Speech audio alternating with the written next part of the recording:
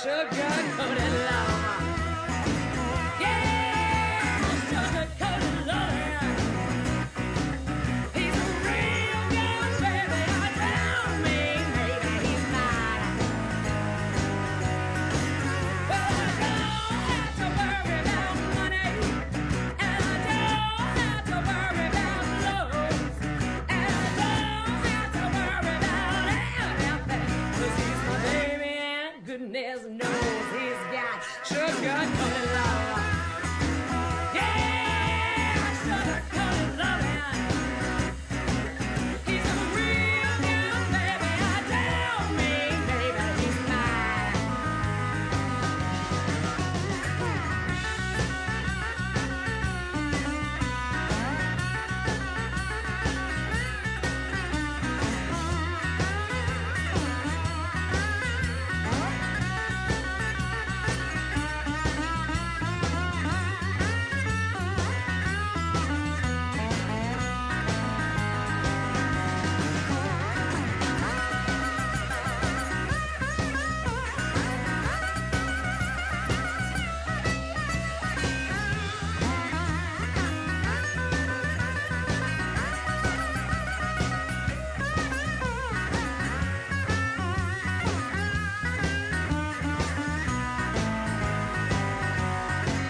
Well, you can take no kick of the others. Well, you can take anyone you choose.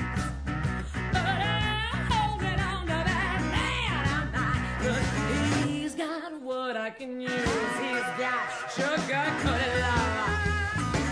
Yeah, sugar-coated loving. He's a real good baby. I tell me, baby, he's mine. Well, you wanna know what sugar-coated love is? It's the best kind that they got. It's the kind of love that makes you feel young, like the North Pole feeling hot. He's got sugar-coated love. Yeah, sugar-coated loving. He's a real good baby. I tell me, baby, he's mine.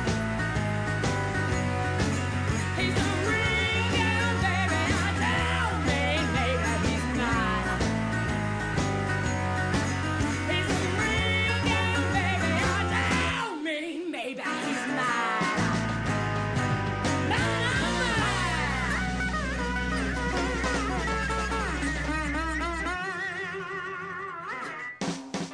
New York, New York, a wonderful town. The Bronx is up and the Battery's down. The people ride in a hole in the ground. New York, New York, it's a wonderful town.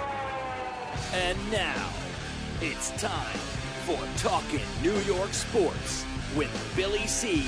and Brooklyn Mike, part of the BillyCBoxing.com network of programming. And here's your hosts, Billy C. and Brooklyn Mike. And we're coming at you from the Billy C. studio in Lake George, New York. I'm Bill Calogero, and I'm joined with my man, Brooklyn Mike. What's up, Brooklyn Mikey?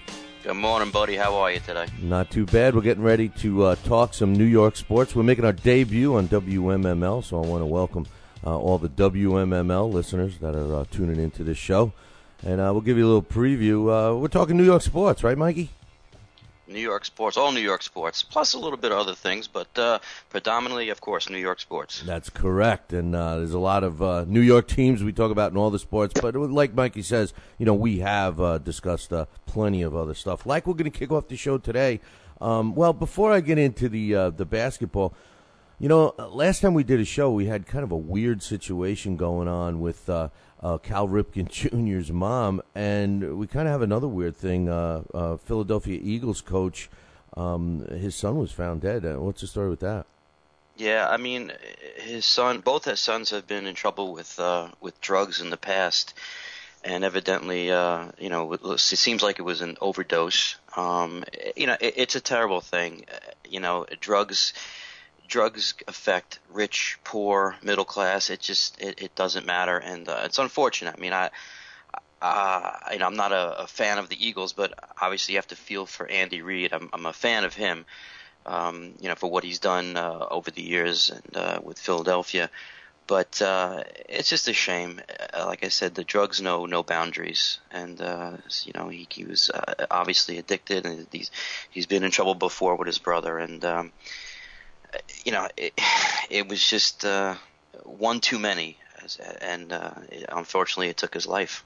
Yeah, this was the oldest son, Garrett, and apparently the strange part of it, I mean, it's terrible news for any parent to lose their kid, of course, but it happened at the practice facility in one of the dorm rooms, and Andy Reid, they discovered it last week, and then I think he only missed one day, and he was back at practice. I guess that's the best way to combat grief, huh? Get back into normalcy. Yeah, just to do what you're basically programmed to do, and that's to, be a head coach. And it's weird that his son was there and he's working. He was, I believe, he was assisting the nutritionist or somebody or a strength coach, and like I said, he's had problems before, but it's still unexpected, because he was there in a working capacity, and just you go into his room one day and he's gone. I mean, it's just terrible. Like I said, it doesn't matter, old, young, rich, poor. It's a terrible addiction, and it caught up to him. Yeah, no doubt. So both Mikey, myself, and everyone else involved with the Billy C. Boxing family give our thoughts and prayers and condolences to Andy Reid and the rest of his family on the loss of his son. I always hate kicking off a show with depressing news, but I like to get it out of the way, too, so we can move on. I guess some good news of note, although I'm not so sure, man. It went down to the wire, and then finally last night it was made official, signed, sealed, and delivered. Kevin Howard is going from the Magic to the Lakers. Even Kobe Bryant was pretty receptive. He says, this guy's going to be here long after I'm gone. What's your thought? First of all, explain, there was like several teams involved in this trade, so explain that, and then what's your thoughts on the move? Well, my thoughts on the move is that it just doesn't make sense to me. If you remember earlier in the year, the Lakers were trying to get Chris Paul, and Chris Paul was with the New Orleans Hornets, and who are owned by the NBA, and David Stern put the kibosh on that. He said, no, we're not doing that. And if you remember, during the lockout, one of the issues was David Stern says he wants a more competitive balance with all the teams. Well, correct me if I'm wrong, but didn't you just create another superpower team by pulling off this trade? And not only did they create another superpower team, but who did Orlando get in return? I mean, Aaron Affalo, Al Harrington. There's the old movie which I really love with Paul Newman, Robert Redford, Butch Cassidy and Sundance Kid. And there was a line in that movie when they're being chased. Newman would turn to Redford and say, "Who are those guys?" Right. and the Orlando fans, I mean, you got to feel for them because they're probably shaking their heads and saying, "Who are those guys?" I mean, they lost, the best center in basketball, and they got nothing in return. They lost a big man, yet they got small men in return. Well, they set back the Orlando, Magic another, who knows, 5-10 years.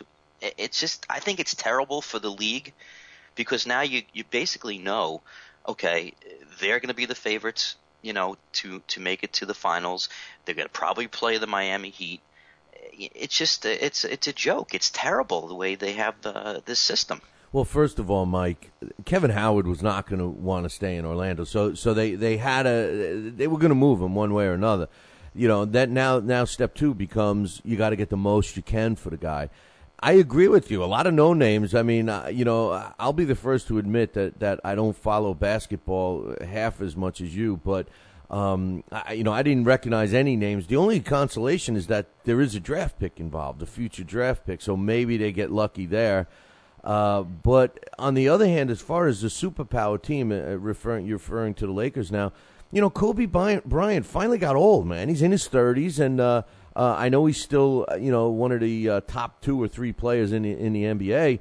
But it sounded, and I actually listened to an interview with him over the summer. Well, we're still in the summer, about a month and a half or so ago, maybe 2 months ago, where he was talking about considering retirement, knowing that he feels that he's going to know the day he walks in to the locker room that his time is up, and he does not want to linger on. He made that very clear. He said, "I'm not going to linger on when I feel I can't compete at the same level I'm used to." He says that's it. And based on some of the statements he made last night after the deal was signed, sealed, and delivered, it almost sounds like he's ready to pass that torch.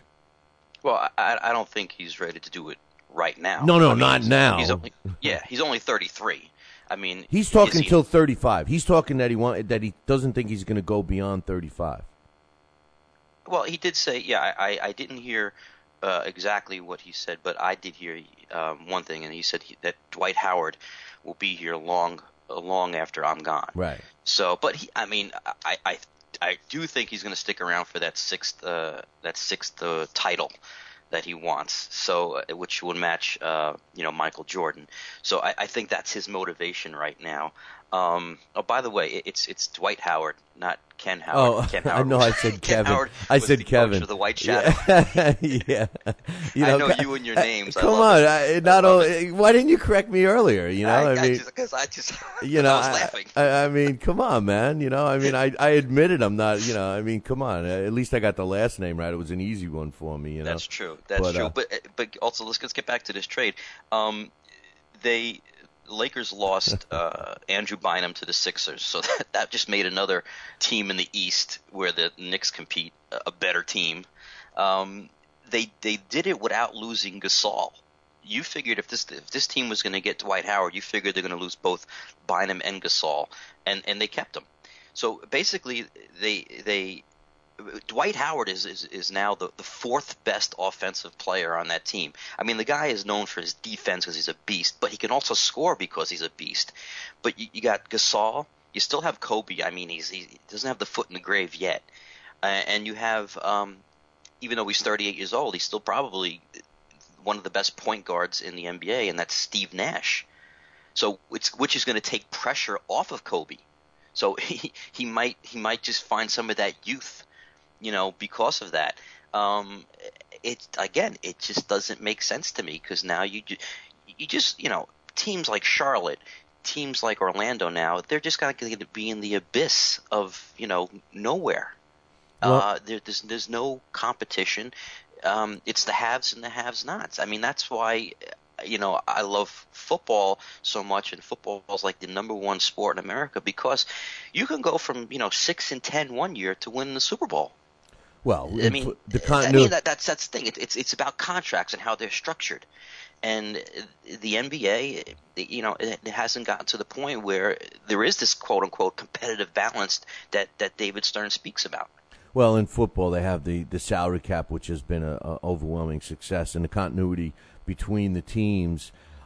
One player difference, maybe one or two, maybe an injury, and that separates that team that goes 10-6 versus 6-10. So, but back to my man Dwight Howard. The thing is one of the knocks on Kobe. I mean, I personally think Kobe is still the best player in the NBA. But the knock on Kobe is that it's mine, all mine. I mean, this is a guy that's always wanted to have been the center of all the attention. He wants to be the star. He don't mind, driving to the basket 90% of the time to score. What's going to happen now with Dwight Howard? I mean, Dwight Howard is a me kind of a guy too. How are these two going to coexist? Well, look, I think if he could coexist with Shaquille O'Neal, but he didn't. Well, they still won championships together. Right. They still won championships together. So, like I said, I think that is going to be Kobe's motivation. Now, like you said, he's getting older, so I don't think he wants to have all that pressure on him. And by having Nash and Howard around him, he's not going to have that pressure, and he'll be able to, like I said, he'll find that youth, that rejuvenation, and it's not going to be like when when Shaq was there, because both were in their prime, both wanted to be the guy, yet they still managed to win, 3 titles together? Well, Howard is so much better than Shaquille. Shaquille O'Neal was just a one-dimensional player. I don't care what anybody says. You know, he was just a humongous guy that you couldn't drive through the ball. You couldn't drive to the basket with him there. End of story. And when he got the ball, he just put it in the basket. It wasn't that he had any finesse. He couldn't shoot from the foul line. I mean, I always get into these arguments with basketball fans when they start talking about Shaquille O'Neal. They think how great he was. And I just, I'm sorry, I just don't. One last question on this, and we'll move on. Well, let me just comment on what you about. Oh, come on, man. What? Because you like his movies, right? I agree. Here, let me give you an analogy. Shazam! Let me give you an analogy. Shaquille O'Neal is the Klitschko's. Yes, I was thinking. You're 100. You know what? I thought the same exact thing and didn't say it because I didn't want to all get into the boxing talk. But you were 110%. I agree with you. A great analogy. And it's the same exact thing I say about the Klitschko's. You know, they're so big. They've learned how to fight against the smaller guys. Same thing with Shaquille O'Neal. He learned how to play against the smaller guys. Great job, Mikey. I agree with you 100%. 100%. Great analogy. Tell us about the injury to Dwight Howard. I guess he's going to start the season on injured reserve or not able to play. Yeah, he had the back surgery, and isn't that a question mark? You don't know when it comes to back surgery. I know. We got Stoudemire on the Knicks, and he's been a shell of himself since he's had his back surgery. So on paper, this looks like a great deal for the Lakers, but you don't know how he's going to react to that surgery. I mean, he could be a shell of himself within a year or two. You don't know. But like I said, on paper, it looks great, and it goes against what David Stern has been preaching about, this competitive balance. And then let's look at the Lakers over the years. The Lakers have had Chamberlain, Abdul-Jabbar, O'Neal, and now Dwight Howard. I mean, that's like taking a football team and over the years giving them Unitas, Montana, Elway, and Manning all in their prime. You know what I'm saying? It's just amazing how they just managed to get these, strong centers and have them play for them. Well, you know what? Some teams know how to pick players, and some teams just don't. And speaking of which, what a great segue. Unfortunately, we got to give credit again to the Yankees. The Yankees pick up Ichiro, and the guys, everybody's like, oh, he's finished, he's old, he's this. Why did they do it? Since he's put on the pinstripes, he's doing very well. Like last night, the Yankee fans and the New York media is talking about how the Yankees are slipping. In their last 10 games, they only went 6-4. They're still in first place by over 5 games. They're on coast mode, man. They're doing what the Yankees do every single year. As much as it pains me, you got to give them credit. Yeah, it turns my stomach as well. Especially since, have you ever heard of a bunch of bigger whiners than Yankee fans? No. Well, Boston Red Sox. Seriously. Boston Red Sox. This team is still in first place. Yeah, their lead has dwindled from 10.5 to 5.5 games. Okay, every team goes through a slump, but have you ever heard a bunch of bigger crybabies than Yankee fans calling up sports talk radio? Oh, he should do this, Girardi should do that. Michael Corleone said this, Michael Corleone said that. It's unbelievable how they cry. And could you just be a Yankee fan for the last 30 years? You're a 30-year-old kid right now. Could you have been spoiled. Every year you're in the playoffs. You've won 5 World Series, yet they complain like there's no tomorrow. And getting back to what you said about Suzuki, he's had a 1 hit in 16 of the 17 games he's been with the Yankees. And last night, like you said, career high. He matched a career high, 5 RBIs. Hey, when a guy goes from one team to another and there's a change of atmosphere, they usually flourish, and this is what's happening. They pick the right guy like they always do. Yeah, and they got him, and we talked about it last time. They got him at a bargain. They were smart. A team known for just opening up their checkbook and hemorrhaging money. At times they're very smart. They lost A-Rod for a while. He's going to be back. Guess when? Just in time for the playoffs. I mean, this has been a pattern. Same thing with the pitcher. What's his name that they got back? Andy Pettit. Yeah, Andy Pettit. He's going to be back. He'll be back. Yeah, so I mean, everybody's crying about him. They go 6-4 in the last 10, and then you look on the other side of the water, and you have us. You have the Mets, and the Mets. Since you put the whammy on them at the All-Star break, this was their best 10-game series, and they're 4-6. And how sad is that? When the last 10 games they're 4-6, and that's their best since the All-Star break. And they had their future ace on the mound last night, and he didn't do too well. 6 innings, 2 runs, 5 walks.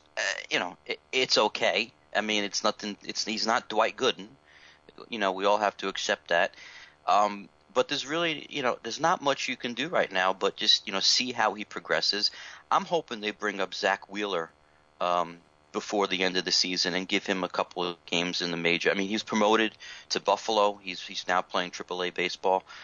You have nothing to lose. You might as well bring him up in September. Let him throw a couple of games.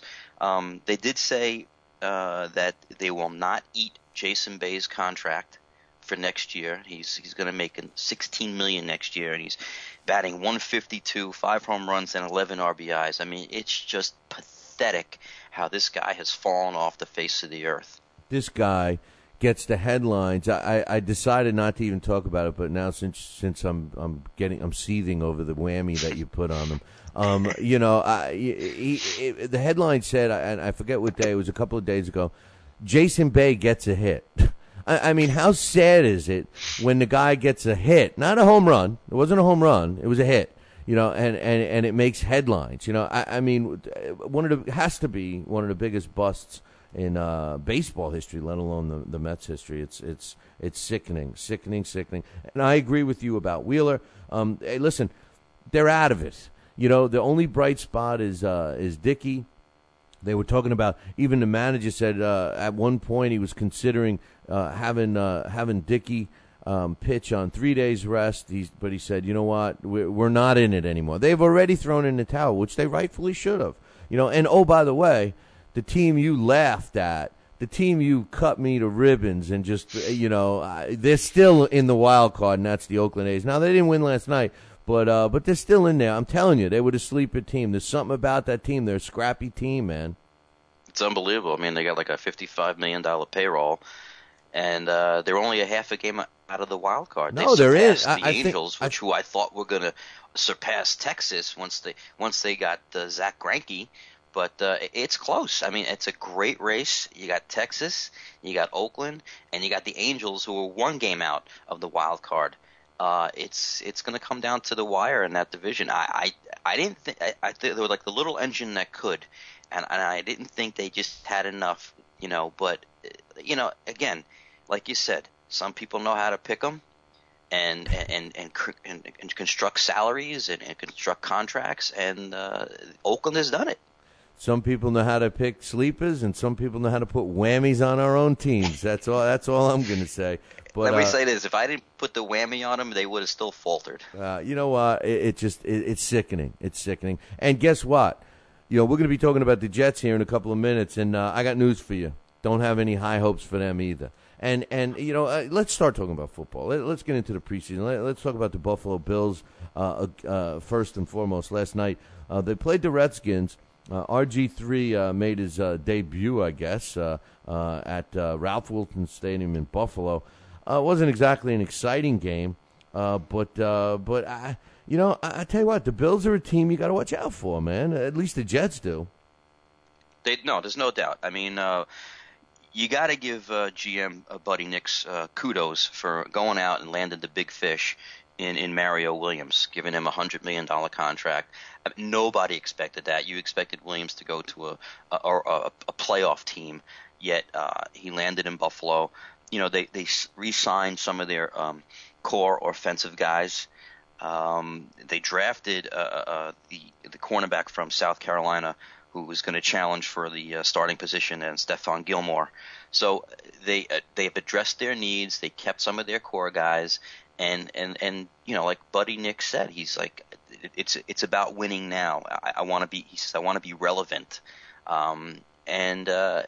We'll see what happens. I mean, this team was 6-10 last year, and in that division, look, it's a Brady Belichick division. There's no doubt about that. And as long as the two Bs are together, everybody else is going to be looking up and trying to get the wild card, because you're not beating those two. The division is theirs as far as I can see. The Jets are terrible. I think Buffalo is probably going to finish second in that division, and I think they'll improve from their 6-10 record. Of course they're going to. And you look at you mentioned Mario Williams. Now Mario Williams is known more for a pass rusher, and last night it was kind of the opposite. Now I don't know if it was him or just the Buffalo's defense altogether, but they only gave up 2 rushing first downs. Now they gave up 11 passing, but they only gave up 2 rushing first downs. But that's the defensive side. The offensive side of the ball, which scares me against the Jets, is they averaged 4.3 yards a carry last night in their 1-point loss to the Washington Redskins. 4.3 yards a carry. You don't need a calculator to figure out that you could run the ball all day long with 4.3 yards a carry. Oh, no doubt. And you have, plus you still have your good wide receivers in Stevie Johnson, Brad Smith, and they picked up another Jet, David Clowney, who's a speedster, and they picked him up over the off season. This team is definitely on the upside, the incline. They're going to improve, like I said, from that 6-10 record, and with Freddie Jackson and C.J. Spiller, running the ball. It's going to only help Fitzpatrick, who I still say was that contract extension that they gave him because, he was on fire the first, they won 3 games in a row, and all of a sudden they get, this guy's the next Joe Montana, and they gave him a $60 million contract extension. That was a little, premature as far as I'm concerned, but with a strong running game, I think he's capable of definitely managing this team. Oh, they got a decent triple threat in quarterbacks. I mean, they got Fitzpatrick, who I agree with you on. I think he's overrated, but they got Vince Young. People forget about that. They got Vince Young on that team. Yeah. I mean, he actually had a better game yesterday than Fitzpatrick did. But real quick, let's talk about Griffin. He played yesterday for Washington. He was 4 out of 6. He threw for 70 yards. I mean, I think you're 100% right with this guy. I think that he is going to be the premier quarterback. A lot of people are talking about what's his name from Andrew Luck. Yeah, Andrew Luck from the Colts. But I think that I agree with you. I think Griffin's going to be the guy. And look who I forgot all about it because it was such a low key season last year. But look he's got Shanahan as a coach. I mean, who else do you want to mold a young quarterback other than Shanahan? No, absolutely. I mean, it didn't work with McNabb, but that was a personality conflict. But Shanahan is definitely a quarterback coach. I mean, he had Elway all those years. And, like I said, I think this guy, everybody says, oh, he's so fast, he's going to be like Michael Vick. He is so far from Michael Vick as far as talent. He's so far ahead of him because he's basically predominantly a pocket passer who possesses blazing speed.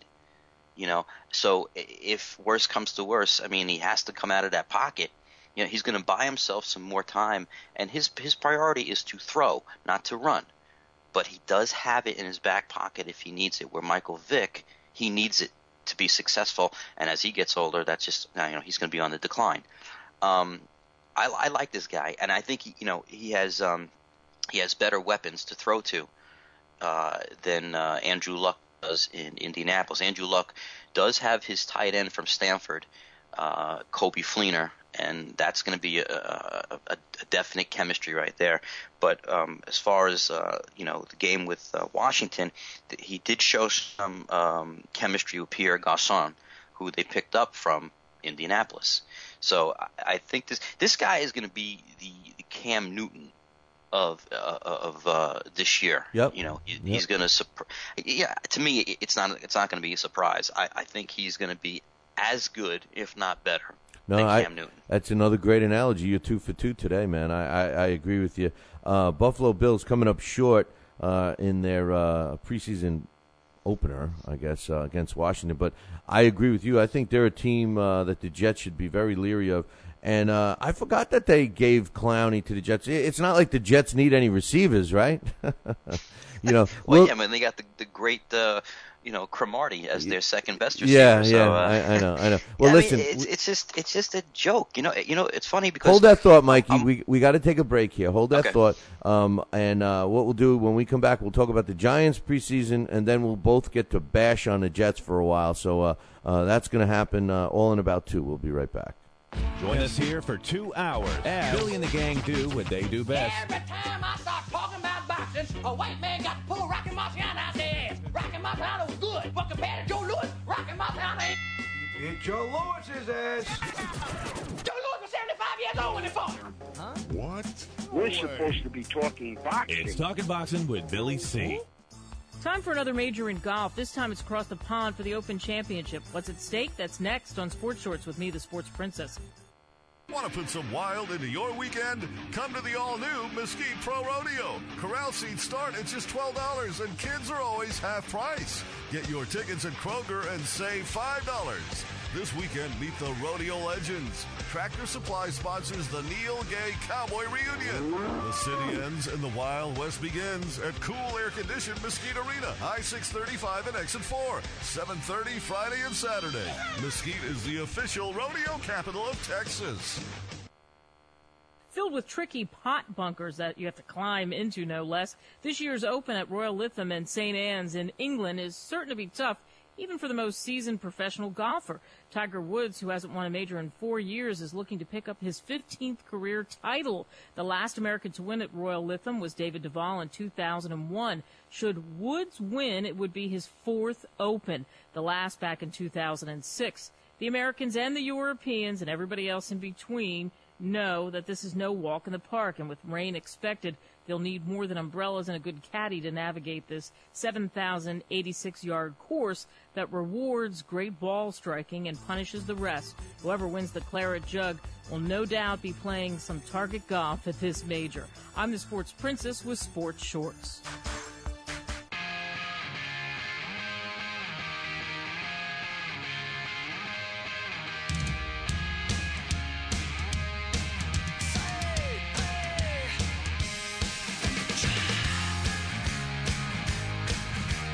And we're back. You're listening to Talkin' New York Sports with Billy C and Brooklyn Mike here on WMML. Glad you could join us. Brooklyn Mike is with me now. We're getting ready to talk a little about the Giants. I tell you, the Giants preseason game, I had a little malfunction there. Sorry about that. The Giants preseason game last night. It's just another day at the office for the Giants. It makes me sick, man. Being a Jet fan, I mean, we're gonna get into roasting the Jets, but the Giants, I mean, they lost the game. They blew it at the end.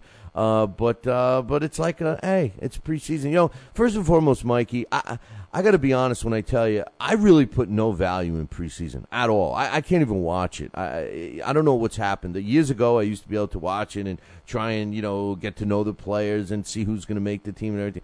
I just don't think it's like that anymore, especially when I look at the Jets and I see their number 3 quarterback on the depth chart that really should be the number 2 quarterback, but we'll get to that in a second. It just doesn't mean anything, and just like the Giants lost last night, doesn't mean much. No, I mean, on a whole, I don't put much into preseason, but what I do like to see is individual effort when I do watch a preseason game, and so I'll watch it just for that aspect. No, on a whole, okay, they lost to the Jaguars. Jaguars may be awful this year, but I mean, Manning only played, a couple of series. He was 4 for 8, 60 yards, big deal. Manning is going to be Manning. He did have a nice pass to Cruz, which is only a little bit of what you're going to see in the future, and that's only going to get better. That chemistry between him and Victor Cruz.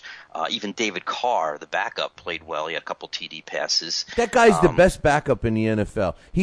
David Carr was one of my favorite quarterbacks. I watched him in college.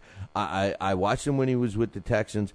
I cringed when the Giants signed him, and I always said to myself, why wouldn't the Jets go for a guy like this? David Carr is totally happy. He reminds me of Steve Young, that kind of a quarterback sitting behind a guy that he knows he's not going to replace, but someday he's going to get his shot. He's going to be an older guy, and he's going to be totally preserved. And somebody better, teams better watch out for David Carr if he's got to get into the game. Yeah, I mean, he's definitely a capable quarterback. Is he, Eli Manning or the rest of them? No, I mean, he's not elite, but he's definitely capable. I mean, okay, look. You got David Carr, and look at our backup. Who do you want? I mean, come on, hands down. Yeah. Well, he threw for 60%. A guy like David Carr. He threw for 60% yesterday. He was 6 out of 10. And, I mean, he didn't throw 60 yards, but he got 48. I don't know much about the other backup quarterback. I know that he's a big guy, but they have 3 solid guys. Their rushing attack was good.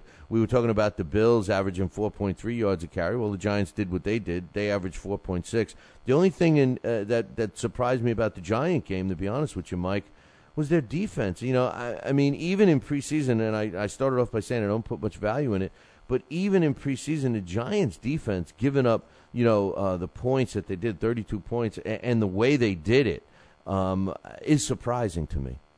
Yeah, but like you said, you don't put much value into it, and they're playing a lot of their third stringers, and listen, this defense is going to be stout. JPP is going to have he's going to surpass last year with his 16.5 sacks. The guy's going to have probably 20 sacks this year. That everybody on that defensive line can get to the quarterback. So, like you said, you don't put much into the preseason and defense. It's all about testing individuals and see how they perform. If you're a Giant fan, you shouldn't be concerned about it whatsoever. Getting back to the running game, which was, again, amazingly, it was last in the NFL last year. They ranked 32 in the run, and last night, you saw glimpses of what David Wilson, the rookie from Virginia Tech, is going to give you. He was 7 carries for 43 yards, and I know you don't play fantasy football, but I do, and he's definitely on my radar because Bradshaw, he always gets hurt. He's got the foot, the ankle problems, and I think David Wilson's going to step up into the running game, and Jacobs was a farce. I mean, he just got worse year after year. He was a soft runner as for a guy his size. I think David Wilson is going to, make fans forget about Brandon Jacobs, and he's this team is not going to finish 32nd in the running game this year. That's for sure. Not when they give the ball to Ware. You're forgetting about him. You're forgetting about him. I mean, that's why they got rid of Jacobs. I think Jacobs, talked his way right out of a contract. They would have kept him if he would have come in a little affordable. But, I think he's got other interests and stuff like that. Before we bail on the Giants, which I can't wait to do, Terrell Thomas, we didn't get a chance to talk about that last time, but Terrell Thomas re-injured his knee. What does that mean for the Giants? They'll still be okay as far as their secondary, but as far as for Terrell Thomas, I mean, you got to feel for the guy. I mean, the guy's a class act, and this is the second or third time he's injured the same knee, and he's opted. I believe he opted not to have the surgery, if I'm correct. Yeah, so on the ACL. Yeah. So you got to feel for this guy. I mean, he if barring any injury, this guy probably be one of the best at his position. That's what the people were saying. But they did draft Prince Anukamura last year, and they're hoping that he comes into his own and plays as well as they expect him to play. But you just got to feel for this guy because chances are his career, not just the season, could be over. Yeah, there's no doubt about that. And he's coming off of surgery that they had high hopes for, and gets ruined again, and it doesn't look good for him. That's for sure. But it's not. I hate to see injuries, even with a team that I hate as much as the Giants. But I hate to see those kinds of injuries. And let's be real, we can't stand the Giants like we can't stand the Yankees, but we would take half of those guys on that team in a heartbeat. Especially the defensive side. Let's talk a little about the Jets. The Jets are in trouble, Mike. There's no question about it. Again, I don't put much value in preseason, but damn it, Mike. There's no reason that Tim Tebow should be a quarterback. The guy's not a quarterback. He's a running back. He's a runner. He's something else, but he's not a quarterback. And I don't care what the stats say, which weren't that flattering to begin with. But I mean, the guy is a running back. When you have Rex Ryan say, "Oh well, just you see what he does. You can't tackle him. You better be in." Well, then make him a running back. Why does he have to have? I just don't understand. And it's got to be a money situation. It had to be part of a contract that we don't know, that he has to stay, his position has to stay as quarterback, because the guy is clearly not a quarterback. He can't throw the ball. Quarterbacks need to be able to throw the ball, Mike. He can't throw the ball. He had an 18.2 QB rating last night. Oh, I've never heard of that. Woo! They can go that low. I wanted to ask you something, but I want to backtrack here a second. In high school football and college football, even Pop Warner, a coach makes a decision, and generally they play the best guys they have for that position. I mean, it's a layup, right? You're coaching a team, you play the best guys you have for that position. I honestly don't believe that that's the case in the NFL anymore. I think it boils down to the money they have invested in the players, and those are the guys that are getting on the team. I mean, we talk about Clowney, right? We talk about Clowney going over to Buffalo. We talk about Brad Smith going over to Buffalo. Now, yes, I know there's other things involved in terms of salary cap and all of that stuff. But the bottom line is this. When you make a move in the NFL, because of the continuity with the salary cap, what you try to do is make a lateral move at least get rid of something and try to get something in return that betters your team. The Jets are completely lost with this theory. They do the complete opposite. They give up somebody, and they end up getting something less in return or don't even replace it. I think that's what's happening with Tebow. They have a guy with McElroy sitting as number three quarterback. And this kid, Craig McElroy, is I think I got his name right. He's this kid should be the back second string quarterback. We're going to lose him, Mike. I guarantee you, he's going to go someplace else and get an opportunity, and he's going to shine. Well, I don't think we're going to lose him anytime soon, because they know that we need to keep him around. And did you say Craig or Greg? I said Craig, but it's Greg. It's Greg, okay. Yeah. No, I'm looking at my... I love it. Yeah, I don't know. Yeah, listen. I said Greg, man. I said Greg, all right? So of course you said Greg. Of course I did. They know that they need Greg McElroy on that team. You know what? I hate to say it, but I think he's the future of that team. So they better keep him, because I don't think Sanchez is as good as they thought he was. We all know about Tebow. We don't have to even get into that. McElroy is hopefully, if things go right, he'll be starting within the next year or two, because he's a pure quarterback. And he's smart. What we have right now with Tebow, it's a farce. It's a joke. He had 34 yards on the ground and 27 in the air. It's terrible. Did you hear some of the talk that comes out of camp that McElroy actually has to explain the offense? Now, remember, they're all starting at the same level, right? They all are starting a new offense because they got that little Smurf guy, which I can't stand. He's another reason that they're going to have zero offensive play this year is Sperano. Yeah, Sperano, Tony Sperano. McElroy, from rumors I heard out of camp, is that he has to sit down and explain to Sanchez, who picks it up at least 80%. McElroy knows it like the back of his hand, and Tim Tebow, as he better get on a knee and ask the big guy upstairs to help him get a little more brains, because apparently the Rock knows more, and I'm talking about the piece of granite rock outside training camp knows more than he does about the offense. He's just not grasping it. No. Like I said, when they moved up to draft Sanchez, they thought they were getting something else, and everybody, they put a lot of blame on Schottenheimer over the 2-3 years that he was with Sanchez. But I kept saying that, look, if he could do certain things, then Schottenheimer would let him do those certain things. If Manning was back there, Peyton Manning or whatever, yeah, you'd be passing the ball left and right. If it was Brady, yeah, absolutely. But they know what they got, so they have to do things to help him win. That's why the first 2 years they had a strong running game. And he did well with a strong running game because he can manage the team. Last year, when they only had Sean Green, look how terrible he was. He regressed. Yeah, well, and it's only going to get worse this year. Listen, I wasn't saying that he wasn't grasping the offense. I know McElroy's helping him a little bit. I said Tim Tebow's not. Tim Tebow's as dumb as a rock, they're saying. But Sanchez, listen, I refuse to put all the blame. Not that I'm a big fan. I like McElroy. I agree with you. He is the future. They got to keep him, all right? But I think that people are too vicious on Sanchez, and I think they took all of his tools away. You know, they took the running game away. They took the line away.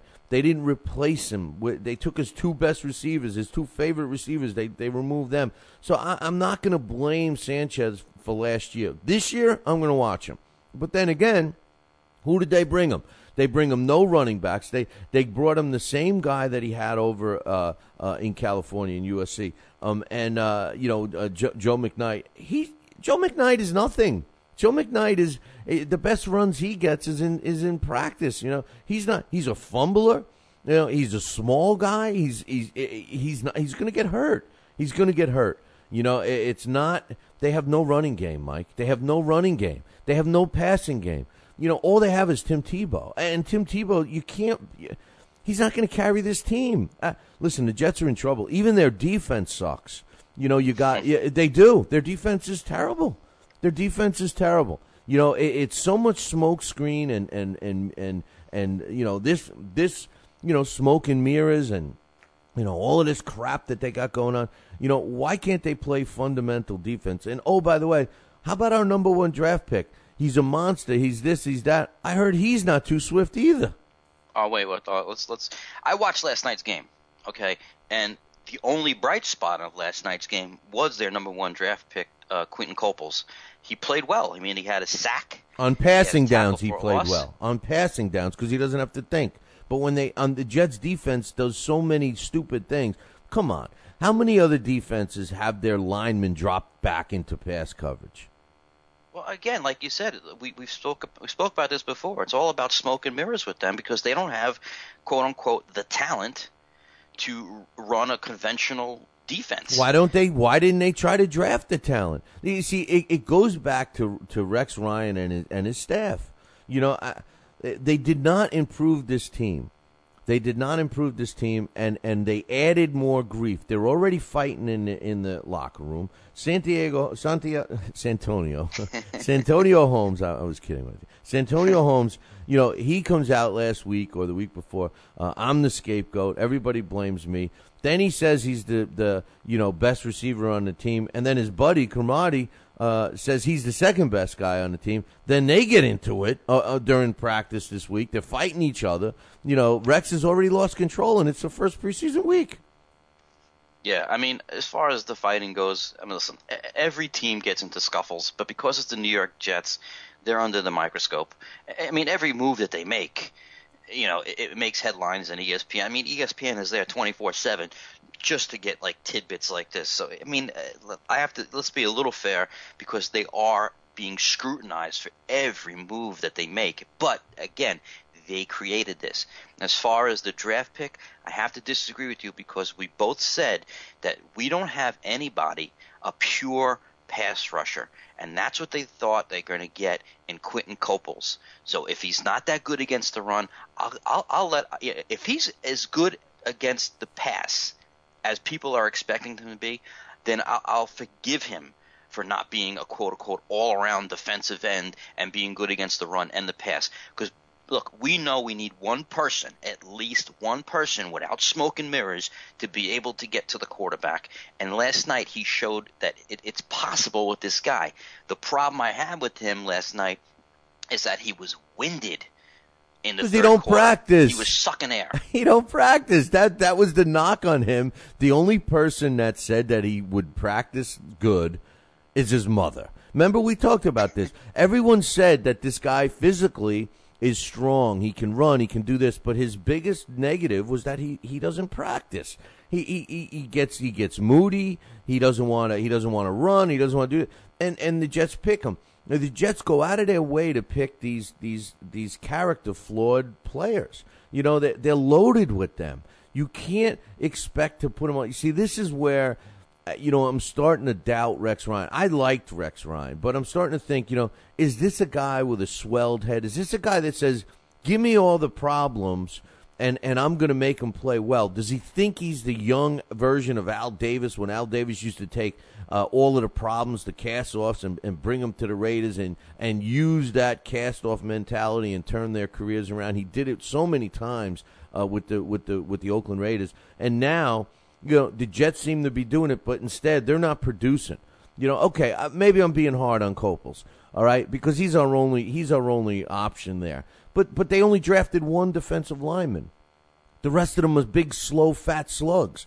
They don't have any good linebackers, and they draft a gazillion secondary guys, and they still put all their eggs in one basket, and that's Revis, who, by the way, isn't playing 100% either. No, he's not. And getting back to the draft, as far as, like I said, they wanted a pure pass rusher, and that's why they went with Copels. And as far as the linebacker goes, look, Bart Scott is done. He's done. They were going after him left and right yesterday when the first team was on the field in the first quarter. This team has, which is going to continue. They have problems covering the backs and the tight ends out of the backfield. They just that's just the way they do it. That's the blueprint on how to beat this team. And Brady does it all the time. They went after Scott last night. He's just slow. He don't want to be there. He don't want to be there either. No, they're best. He had problems in the beginning too. He was crying, and the guy that they drafted from Arkansas State, Demario Davis. They're hoping that this guy, again, he's a rookie, but he does possess speed. He can get to the outside where guys like Scott can't do that no more. David Harris, I know you're going to say he's overrated. No, I love David. I was just going to say David Harris. I love David Harris. I think David Harris and Davis would make a really good tandem. I think David Harris is underrated. I thought that David Harris he was the best linebacker we had last year. Exactly. Scott is done. No, Scott's done. He doesn't want to be there. You can't have guys on your team that don't want to be there. I mean, it's bad enough they're just playing for their paycheck, But Tim Tebow. Let's talk more about him because everybody else does. And the thing is this, the people that like Tim Tebow are the people selling jerseys, are the people in Cortland, the town of Cortland. They're very happy.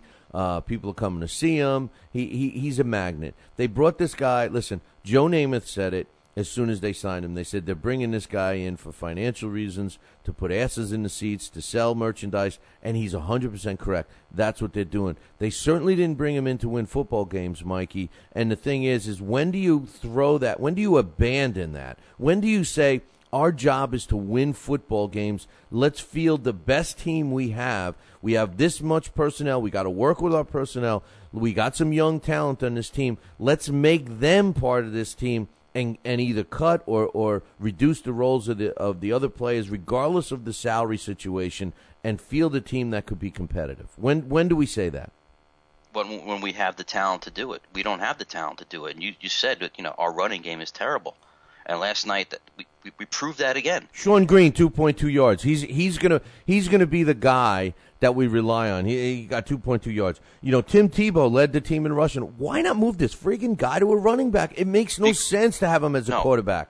Because if you move him to running back, he's going to have the same average as Green because he is the running back. They're going to focus on him. The reason that he gets these yards is because he's in a passing situation. He finds a hole, and he can hit the hole. If Sean Green was the backup quarterback and he could throw a ball, as decent as or as bad I should say as Tebow, he'll probably get more yards because he's not in the backfield. If you make Tebow the back, he's going to be terrible.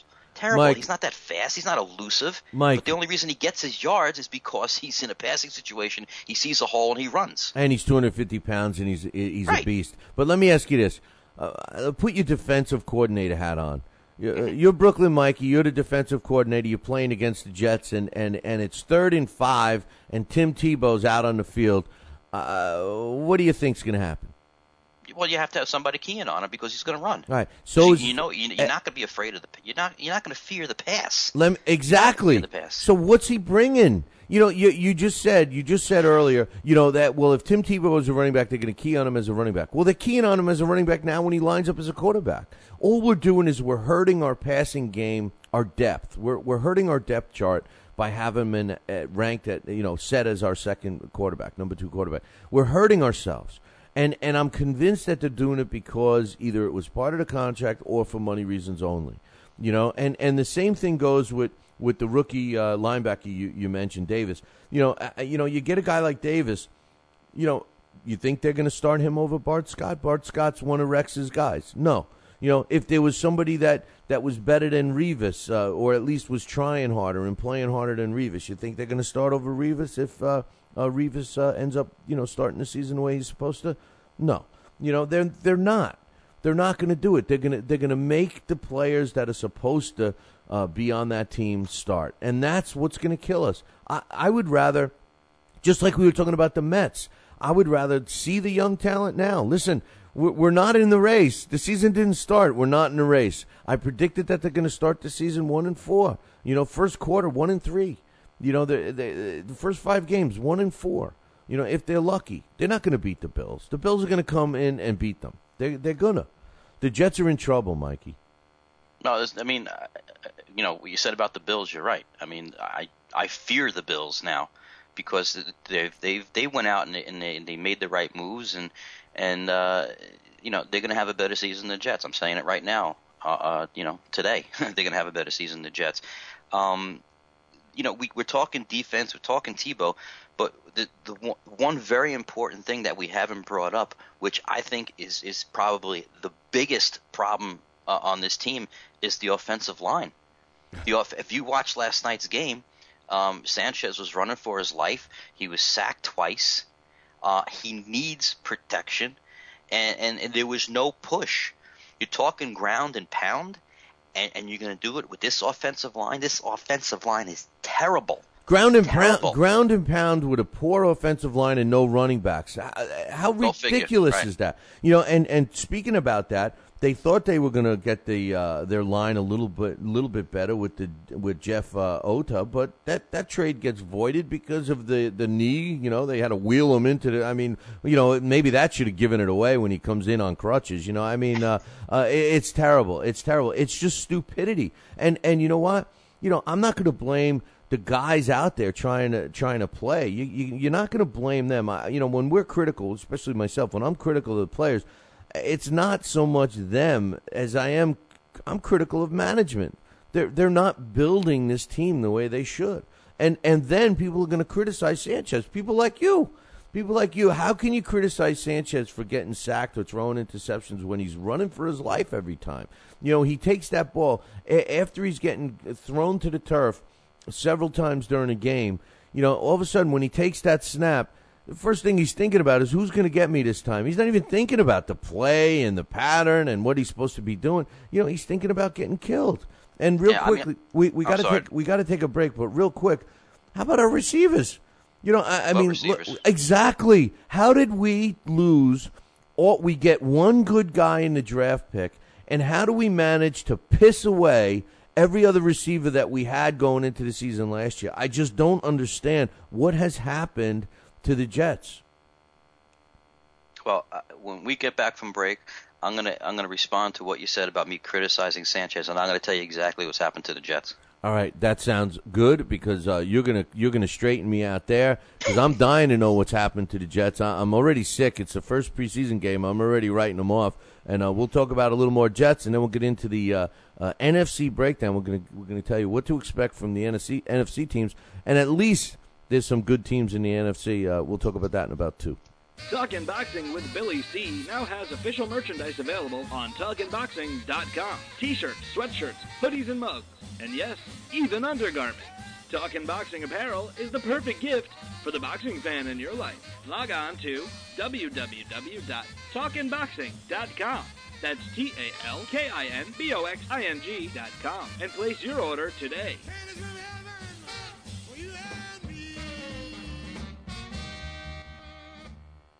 We've got a great matchup tonight. Fighting out of the left corner is the #1 ranked contender. No, he is not. I'm sorry, but who are you? I am the IDO computer. I am programmed to provide only fair and unbiased boxing rankings. This fighter is the #15 ranked contender. Fair and unbiased boxing rankings? That's a new concept. Actually, it is not. The IDO has provided unbiased computerized rankings for many years. Well, we've still got a great fight tonight, folks. In the left corner is the #15 ranked contender. The IBO, the champion of integrity. Learn more at iboboxing.com.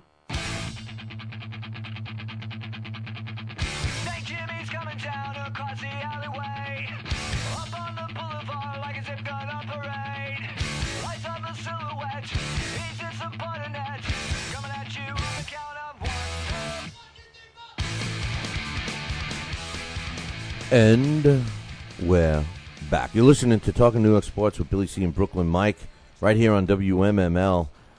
Be part of the show, man. You can drop us an email. nysports@billycboxing.com. Let us know what you think. And make sure you get involved with the trivia question. We're trying to give stuff away, but you got to get it right. So nysports@billycboxing.com. nysports@billycboxing.com. And speaking of WMML in the Glens Falls area, don't forget about the Whitehall Athletic Club. Big fight going on August 24th, Friday night. Get your tickets now. World Championship. That's right. Chevelle Fist of Steel Halbach against Victoria Cisneros in what promises to be a great battle, plus a huge undercard of some great fights. Pro boxing at its finest. Check it out, www.whitehallathletic.com, or you can call 518-832-3663. That's 518-832-3663 for tickets. Tell him Billy C sent you. I'm here with Brooklyn Mike, and he's going to tell me a couple of things right now. Number one, he's going to tell me why he can't stand my man Sanchez, and he's also going to tell me what's wrong with our receivers. And in case I'm wrong, I mean, our rookie didn't do much last night, and Holmes didn't even play. Well, let me answer the first question as far as why I don't bash Sanchez. Oh, yes, you do. Oh, yes, you do, Brooklyn Mike. Wait, no. I bashed. This is what I keep saying about Sanchez. They moved up in the draft to get him because they thought they were getting something else. They made the mistake. They thought he was a quote-unquote better quarterback than what they got. But how can we say he's not yet? Because of 1 year, the guy's in his fourth year. You know, he leads a team to the AFC Championship 2 years, a rookie year and his second year. You know, he leads them to the AFC Championship, and you know everybody thought he was going to be there. And then he has a poor year last year. We all talk about why they took away his weapons, they took away his line, they took away his running back. You know, and then now he has a bad year. Now he's not what he was cracked up to be. No, what I'm saying is. Okay, here. You put Sanchez on the Giants with the 32nd ranked running attack. Is he going to lead that team the way Manning did? With those lucky receivers that catch footballs in their helmets? Come on. Hey, listen. I think Eli Manning is going to get into the Hall of Fame because he won 2 Super Bowls. I think Eli Manning was great in college and everything else. But you know what? I also think Eli Manning is the luckiest quarterback that I've ever seen in my life. You watched the footage of him. I know you sent me the clip or told me where that clip was of a beautiful pass to what's his face in the Super Bowl. But the thing Mario is, Manningham. Right. Why do you always make me relive that? No, I got to ask you this. But how many times does he close his eyes and his face is facing the turf and he wings that ball up in the air? God knows where it's going to come down. And what happens is receivers make the great catches and adjustments and everything else. I think the receivers don't get enough credit on the New York Giants. Listen, I'm a frustrated Jet fan just like you, but I have to ask you this, and I want you to answer it honestly. Uh-oh. Jerry Reese calls up Mike Tannenbaum tomorrow and says, I'll trade Eli Manning for Sanchez straight up. Do you take the trade?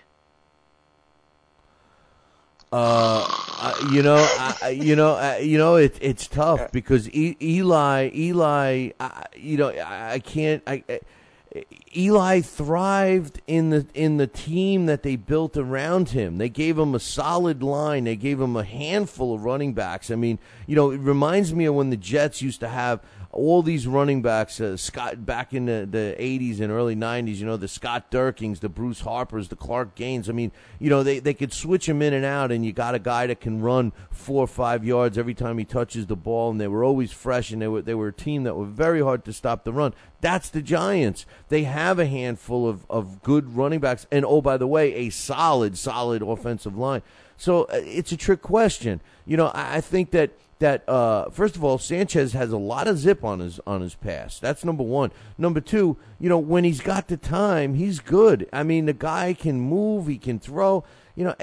We're looking at Mark Sanchez when he has no time, he has no line, no output. He has no outlets, I should say, not output. He's got no running game and no receivers. He's got one receiver that wants the ball every single play, and then he's got nobody else. Nobody can get downfield. Nobody can make outrageous catches. Nobody can block for him, and it's all his fault. Yeah, but I'm still waiting for my answer. I keep Sanchez. I Really? keep Sanchez because unless I get the whole offensive line with Eli, I keep Sanchez because Sanchez is a more versatile player. I forget about what this guy's already done in Eli. Listen, I liked Eli better than his brother, all right? But I'm not ready to give up on Sanchez yet. I just think that this guy does show something. Let's go back and ask me this. Would have I traded up for him? I would have evaluated that he only played 3 years of college football. I would have evaluated a lot of other things. And no, I probably wouldn't have moved up to get him. But after he was on the team, he showed me that if you give him the right tools, he's not that bad. He is a quarterback that can lead that team. But he can't do it on his own, Mike. He can't do it on his own. Eli can't do it on his own either. Nobody's going to tell me that Eli Manning could lead the Giants without the running game and without that offensive line that he has. And, oh, by the way, without that luck. I want to know what his favorite 3 numbers are, and I'll play it out every day. Yeah, I mean, he's had some luck. But what running game? The 32nd ranked running game? The Jets had a better running attack last year, believe it or not.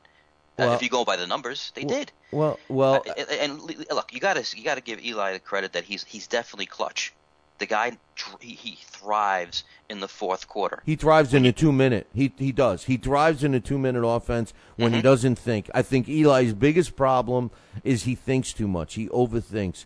And when you take him out of that, when you take him out of the part where he's got to think, and you put him in react, do what the play is, 2-minute offense, he thrives. And you're right. He's a master at that. He's a master at coming from behind. But he's got the team around him. I'm sorry. I just don't think – I think that everyone is too hard on Sanchez. Not that I think he's the best quarterback in the NFL. I told you what I thought they should have did last time. I swear to God, I think they should have traded Revis and Holmes to get Trent Richardson. I would have gotten him. I'm looking at the Jets this year, and I'm seeing nothing. What's the deal with Holmes? How come he didn't play yesterday? How did our rookie do? I mean, and half the other our leading receiver in yesterday's game was Joe McKnight. He's supposed to be our running back. I don't have anything against this guy, but he's small. Little swing passes. That's going to be our passing game this year. That's it. Yeah, I mean, Holmes didn't play because he's got a tweaked hamstring or whatever. I mean, a lot of these guys, if you go back a week or so, a lot of the receivers just came in out of shape, which I mean, Rex was just furious. You can't come into camp out of shape. That's your job, to be in shape when you get to camp, and then you run through your drills. But these guys, it's a circus. I mean, there's nothing positive whatsoever you could tell me about the Jets right now. That's how frustrating it is. Let me ask you this. Have you ever seen a head coach lose a team before the first preseason game? He's already lost this freaking team. Yeah, I mean, he lost it towards the end of last year, and it's just carrying over. He's supposed to be this new Rex Ryan who's not going to make Super Bowl predictions and this, that, and the other thing. But he like you said, he's already lost control. It's continued over from the last few games of last year when the Jets and the Giants were both on the road to making the playoffs, and then it came down. We had to play them, and we lost. And from there on, the Giants were on fire, and they won 6 in a row, and they won the Super Bowl. And we just fell into the doldrums of losing. So listen. The Giants, you say, the Giants had a 31st ranked rushing attack. That's all based on regular season where they were, nursing injuries to the line, to the running backs. I mean, and that team, yes, nobody can deny, even the diehard Giant fans can't deny that they backed into the playoffs. There's no question about it. They had two benefits. Number one, the NFC East was killing each other all year long, and everybody still thought the Eagles would have gotten in there, and they had a chance to as well. But Giants back into the playoffs, and then you know what? You and I both don't like the Giants at all, but you know what? They became the best team in the NFC, with the exception of the 49ers, who laid an egg against the Giants. And I thought for sure that the 49ers, who were vicious in the playoffs, I mean, they were just absolutely vicious all year long and in the playoffs. Even, they laid an egg against the Giants. Now, is that the 49ers laying an egg, or is that the Giants coming into their own? The bottom line. The 49ers laid an egg, there's no doubt about it. That game was given to the Giants. The Giants should have lost that game. There's no doubt about it. Right. Well, the bottom line is the Giants' rushing attack. Forget about the ranking. All those running backs did well for Eli when they had to. The line did well for Eli when they had to. And you know what? They all got Super Bowl rings right now. So I mean, we could criticize them as much as we want. And the Jets can think that they were a better team going into that game last year. But, if you look at the two teams now, it's a tale of two teams. The Jets went to a downward spiral. I don't even think they won a game for the rest of the season. And they're still picking up right where they left off. And it looks like the Giants happen to be picking up where they left off. Exactly. The Giants. Look, when the Jets make the headlines, it's about stupid moves like getting Tim Tebow and fighting in the locker rooms and everything.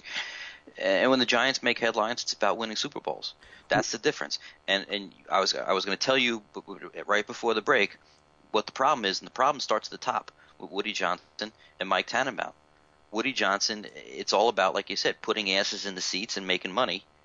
And Tannenbaum, he is just his evaluation, his team about evaluating talent from where I sit has just gone downhill. I give you Darrelle Revis. They got Darrelle Revis. They moved up in the draft to get him, and he's been the best cornerback in football. But he's got the problems with the contract, and he's crying. He's going to hold out again, and so I mean, if it's not one thing, it's another with the Jets. That's why it starts at the top. That's why you got to get rid. You see, again, I'm going to go to a Bill Parcells and Bill Belichick type model. You don't go for the guys that are the superstars. You go for the personalities. You go for the guys that, because we both agree that the talent level, the separation between one guy and another is very minuscule. And what you need guys that are going to do the system, follow the system, the Marines, the guys that are going to go in and do what they're told. They are the winning players, and they are on the winning teams in the NFL. There is just no secret blueprint other than that in the NFL. If you look at all the successful teams, very rarely do you see a team with a collection of cast-offs and, beginning with the GM down to a team, down to the players like the Jets that are successful. And the Jets, they had their time. They had their time 2 years in a row, and they choked. All right, and the team has gone downhill since. Some of the replacements that they made, and the switching, the tweaking, so to speak, the losing this guy, picking up that guy, has made it even worse. Going into this year, I was shocked that they didn't. We talked about the Trent Richardson possible deal that they could have made last year at the draft or this year at the draft. But I was shocked that they didn't focus on all defensive line or linebackers. Why they continue to pick secondary players, I don't know. They have if they have depth in any part of that team, it's the secondary. Yes, we needed a receiver, but why the hell do you get rid of all your other receivers? You draft one receiver who's no doubt he's a blue chip receiver, no doubt he's a stud.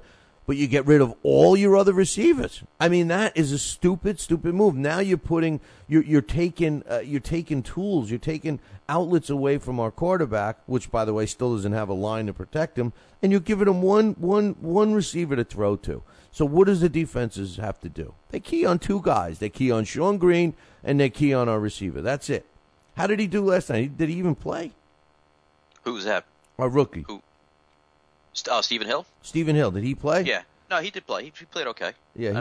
Again, he's the guy's raw talent. He's all speed, and he only caught 49 passes in college. Yeah. I mean, he was on a Georgia Tech, and that was a run offense. Yeah, but Georgia Tech was a good team in college. They were a sleeper team. Didn't he have a fight with Cromartie too? No. Did he have the fight was with McKnight and the rookie.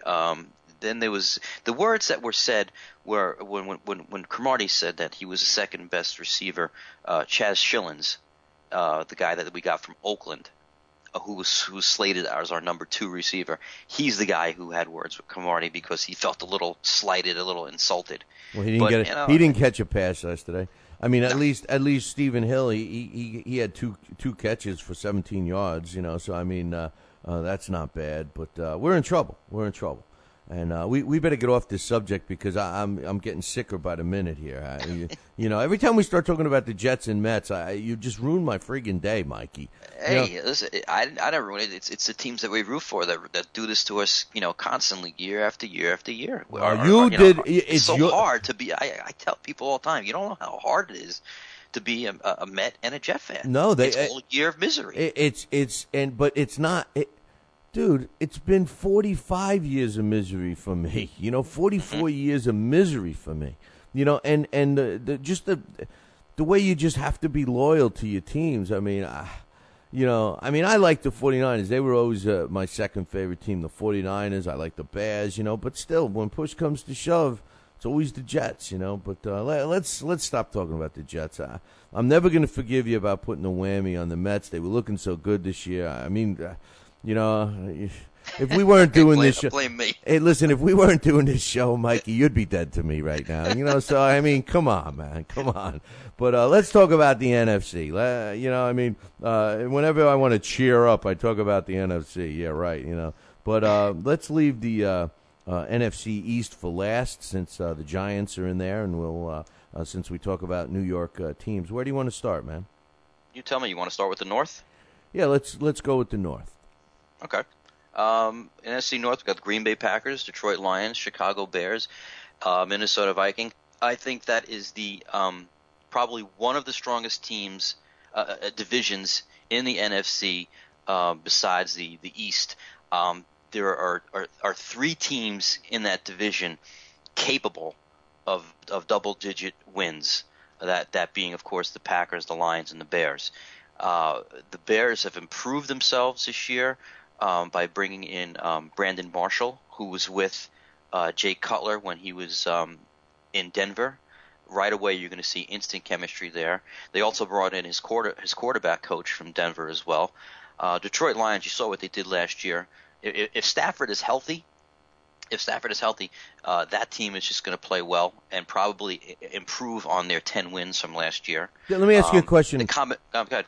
But let's we're talking about Detroit right now, but let me go back to Chicago for a second. Okay.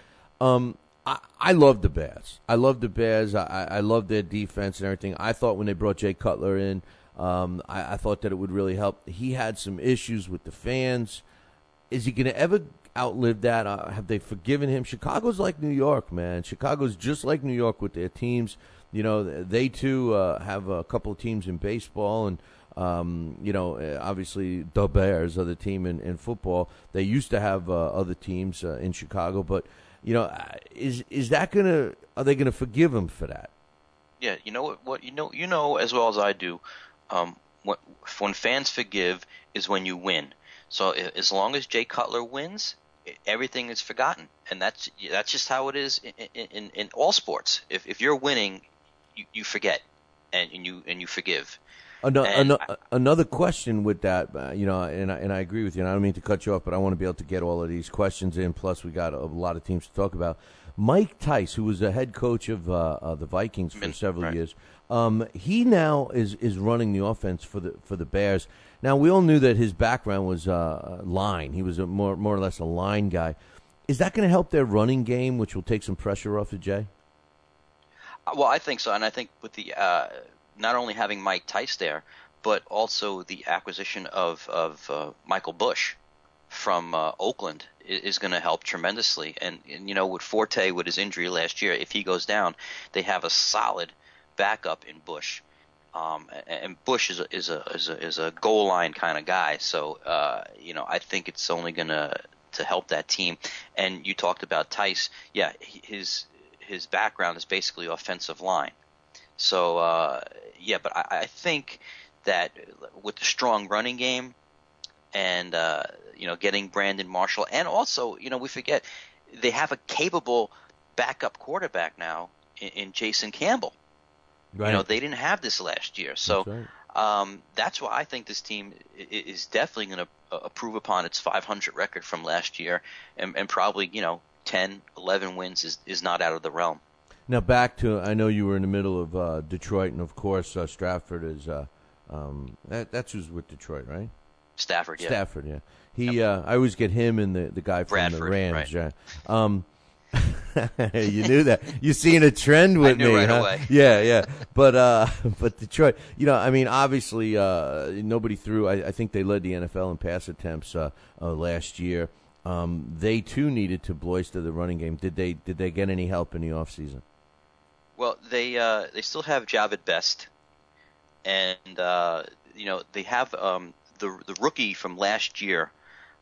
His name escapes me. My goodness, he had his Achilles tendon ruptured last year, and this guy was supposed to be a Mikel LeSure. That was it. If this guy is healthy, and you have Javid Best, LeSure, and you also have Kevin Smith, who did a nice job filling in for Javid Best last year. With those three guys, it should even open up the passing game even more. And you have a stud. I mean, I'm talking about a stud in Calvin Johnson. I mean, he is just unstoppable. So, again, without a decent running game last year, this team still managed 10 wins. You have a decent running game this year. I mean, this team is capable of winning like 13 games. So it all depends on how LeSure comes back from his injury. Is Kevin Smith going to be as effective as he was filling in last year? And you got to see with Javid Best. I mean, he's people are starting to label him as fragile, but if it's a system where it's not just one back and it's a variety of backs that they use in different situations, yeah, I think they'll definitely be okay as far as offense. It's their defense that you question. The last two games of the year, the defense gave up like 900 yards. So that's their concern, is their defense. Their offense should thrive again this year as long as Stafford stays healthy. The Minnesota Vikings are probably going to be the cellar dwellers in the North this year. They're one or two players away from turning it around, but I think their coaching staff is the weakest link. What's your thoughts? Yeah, I have. I mean, well, you have to give Leslie Frazier, a full season, and we'll see what he can do. He was definitely, I think, an upgrade from Brad Childress, who I thought was terrible. And we'll see if they drafted the kid out of USC, Matt Cahill. Mm-hmm. So he should be, a pillar at left tackle for Christian Ponder. So that's going to help the passing game. Christian Ponder, I think, will he showed some good signs last year. Again, was a rookie last year. I think he'll get better. Is he a quarterback that needs a running game like Sanchez? Maybe. We don't know yet. But the big question mark with them is how effective Adrian Peterson is going to be when he does return. Right now, they're saying that he's ahead of schedule as far as his rehab goes, and they're expecting him to be there for the opening game. But you don't know how effective he's going to be, and they need him.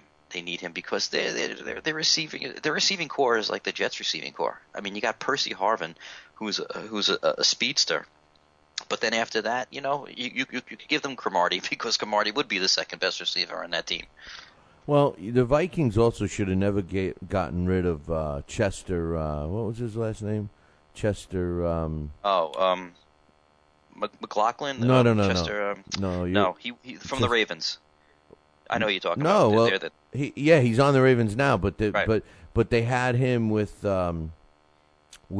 Peterson, yes, and they had to get rid of him, and he was great with the Vikings, and then he didn't do well with the Ravens, but a big mistake getting rid of him because now they don't have the depth. But no, they don't. They have Tony Gerhardt, who's Peterson's backup, and he's just not the same guy. Yeah, why can't I think of his name? I loved him. I wish the Jets could get him. And real quickly, the Green Bay Packers, obviously, they're coming back almost fully intact. Their defense was good, especially second half of the year. The question really is, can the quarterback do the same thing he did last year? I mean, was it a fluke, or is this guy really a stud? No, I mean, Aaron Rodgers is definitely a stud. If you're a fantasy football guy, I mean, everybody wants number one pick just to get this guy. He has the capability of surpassing his 45 touchdowns last year and probably getting 50 this year. He's got a great receiving core. Jody Nelson, who came into his own last year, who was, everybody said he was the sleeper. Well, I mean, this guy just exploded onto the scene. And right now out of Green Bay, they're saying that not only is he the best receiver in camp right now, he's the best player in camp. So I think he's even going to have more chemistry and a better season with Aaron Rodgers. This team is definitely the cream of the crop. Their defense, like you said, they started playing a little bit better last year, but their defense is what lost the game to the Giants, giving up. Just not being able to stop Manning, especially the passing game. So that's their biggest question mark. But offensively, there's nobody probably better in the game than Aaron Rodgers. Everyone listening on WMML, today is your lucky day because we were ranting and raving so much about the Jets. We're not going to take a break here. We're going to continue and finish up the last half hour or so, breaking down the NFC East. Aaron Rodgers, I love his little touchdown dance. I like him on TV. I like seeing all those commercials goofing on him. So basically, I kind of agree with you. We're going to give our predictions where these teams are going to finish next week. Well, actually, the week after. Next week, we'll break down the AFC. So let's go to the NFC South. Okay. Right. We got New Orleans, Atlanta Falcons, Carolina Panthers, and Tampa Bay Buccaneers. All of those teams, I think, are going to improve from last year, except for the Saints. The Saints, with all their problems with the suspensions and losing which I think is the biggest loss, is their head coach for the whole season, which, to me, a little harsh as far as Roger Goodell goes and his suspensions. Drew Brees is good enough and a leader who can lead enough to carry that team to double-digit wins, but the division itself is going to be a tougher division. The Falcons finished last year at 10-6. I think they're going to improve. I think Matt Ryan, who passed for 4,000-plus yards last year, is going to even have a better season, especially with the emergence of Julio Jones. I love him, Alabama, man. Yeah, I love him. I think he's going to have a monster year. He was good as a rookie, but he's going to have, I think, a much better year this year. The Carolina Panthers, we all saw what Cam Newton did last year. The team improved defensively. They have John Beeson back. They got the kid they drafted from Boston College, who's a tackling machine. This guy is always in on every tackle. He's got a nonstop motor, very much like Clay Matthews of Green Bay. That team is definitely going to improve from their 6-10 record. And Tampa Bay with they got the Rutgers coach Greg Schiano. and he's going to install some discipline on that team, which is what they didn't have last year. I think that team is going to be, if last year they were 4-12, I think they're going to be a 500 team this year. So that division, another tough division. I think Atlanta has a chance of surpassing the Saints and winning the division, and Carolina again, 3 teams could be double-digit wins in that division. Atlanta, I like you, I love Julio Jones. Loved him when he played college. I prayed. There was so many Alabama players I just prayed would end up on the Jets, and none of them got there. But I think their offense is good. You mentioned Matt Ryan, and now Julio Jones. They got a decent running game. They got a good line. My question mark for the Atlanta Falcons is their defense. They aged a lot. Their defense was the strong point a few years back, and now it seems to be the weak point. Their special teams are a little questionable. Is the offense that good that it's going to carry the team? Well, the offense last year was ranked 10th, and like I said, I think they're going to improve from that. The offense, it should be able to, I wouldn't say maybe carry the team, but stay on the field long enough to give that defense a rest. And the defense wasn't terrible last year, but it was the weaker link. Between the offense and defense, it was definitely the weaker link. They should be okay. Ranked 12th last year. They should be around the same or right around there. But the offense improving will definitely help that defense. Just quickly with the Saints, there's not much to say. You said it all. But Jonathan Vilma, it looks like they're going to have one more hearing, but he might win this case. The judge, at least the rumor I heard, was that it was a female judge and that she was leaning towards him, but just felt that she needed to, give them that one more hearing. So does that change anything if he's able to play the whole season? Oh, definitely. There's no doubt about that. Already, before there was any kind of verdict or anything, the NFL said, well, you know what, we'll reduce the suspension from a full season to 8 games. So right when you see the NFL make a move like that, you're going to question, well, they were probably wrong, or Goodell was probably wrong in his suspension of Vilma for a full season. I think Goodell, he just loves that power, and I think he just ran amok and just did what he wanted to do, and he's almost like a Gestapo in that position. You mentioned the judge, and she did question the fairness of the investigation by the NFL.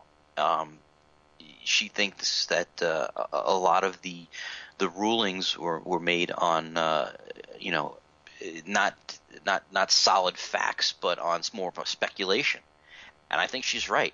And people forget that Vilma is not only a superb linebacker, but this guy was a 4.0 in college. I mean, this guy is smart, and I don't think he'd be screaming from the mountaintops like he is that he's innocent if he wasn't. I truly believe when a person, you have a feeling when a person is really innocent, and a person when they're just screaming from the mountaintop, like say Roger Clemens, who we know who was guilty, yet even though he said, he claimed his innocence, you knew he was full of it. I believe Jonathan Vilma. We know there was a pay per performance in the Saints locker room, but every team has a pay per performance.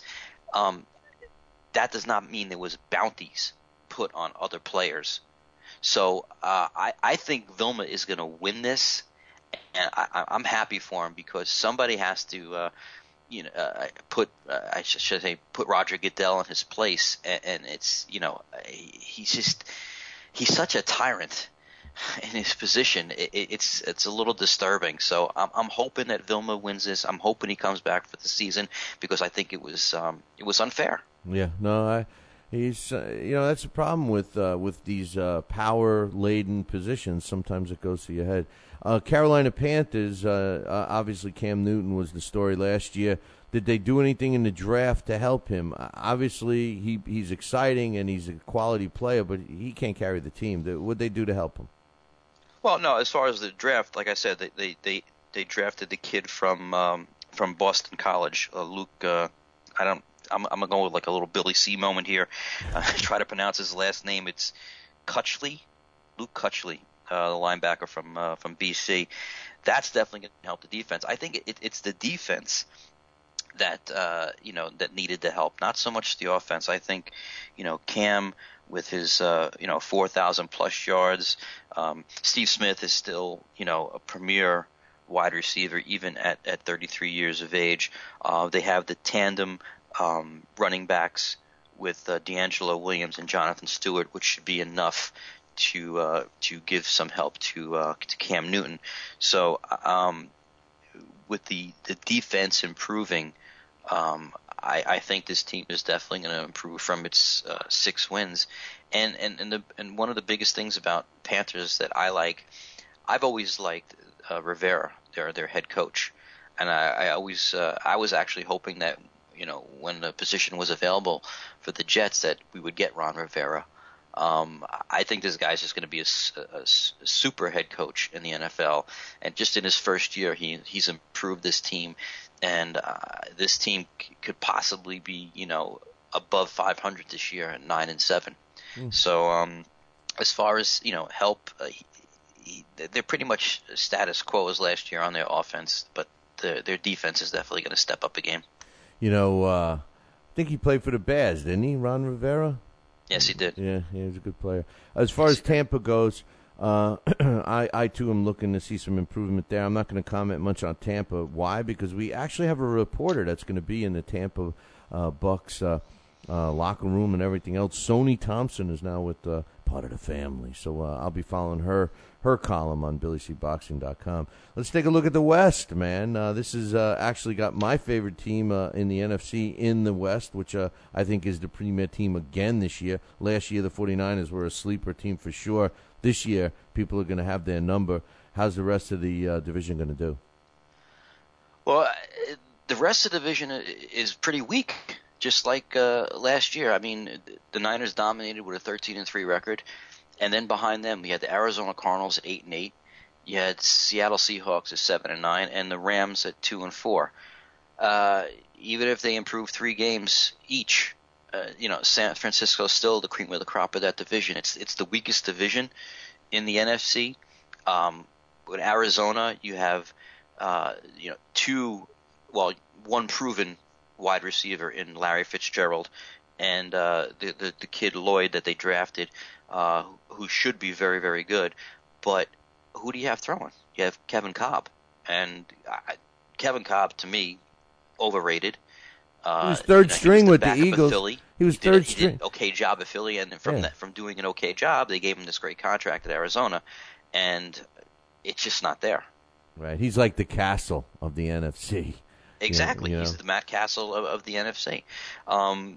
Seattle, it all depends on what they brought in Matt Flynn, but again, this guy had a great game at the end of the season last year, throwing for almost 500 yards, and everybody was screaming, "Oh, everybody got to get Matt Flynn." You don't know how he's going to do. He had one great game. He had and then they signed him to a big contract. He's definitely an upgrade from Travaris Jackson, who was with Minnesota a couple years ago and was just terrible. So Seattle, again, depending on how Flynn plays, they should improve a little bit because he is a better quarterback than Travaris Jackson. Hey, they got T.O. You're looking at a 500 team right there. They got T.O., man.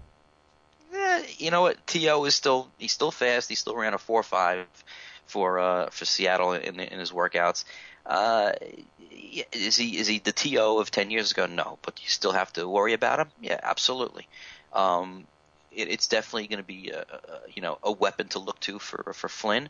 But are they going to challenge for the division? No, I don't think so. I don't think anybody in that division is going to challenge the 49ers. And the Rams, the Rams are just awful. I wish nothing good on the Rams. I just hate everything from St. Louis, I guess. But Larry Fitzgerald, he's a playmaker. He's a difference maker. He could help Arizona, but everything you said, I agree with. The 49ers, I mean, yes, I do agree that the division is weak, but I like the 49ers. They still won games outside the division, so I think they're a legitimate division winner, and they're going to go into the playoffs. And that brings us to the NFC East. The home of your team, the New York Giants. I'm just being fair, Billy C. I'm just being fair.